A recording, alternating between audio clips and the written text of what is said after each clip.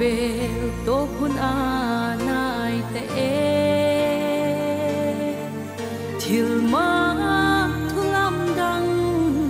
git lo na hum deu deu no a hun la ya tat than huai na te kha alle sang som sangin kala swal so tawe lami siam sa te kahun hemilta kahiat na dingu hipi ahong lengta o engay dam ding thupa ka hun soyui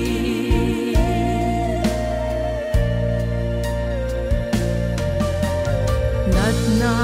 hibilen ziakin mo kovela mithiam te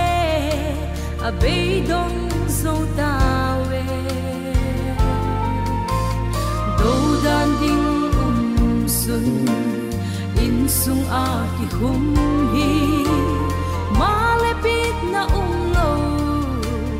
lalpa ng beplahi ay ngay damin o kagit lo na te hipi man na mite hibang mahizolo lakot hung zaking in tani uy lalpa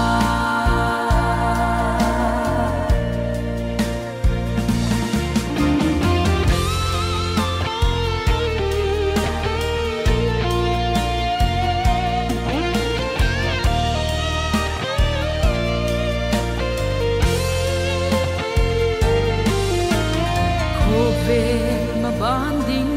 at himhi sudam tulal pa ng lahong panlotsun damdog so puang ka hipila ahadzin hipila takhi suday din kadon uy ngay tua ahun ta la iput na apa in hung hal dokit in lal palung holoa ama igam latsun COVID-19 sana nasaso itsam hey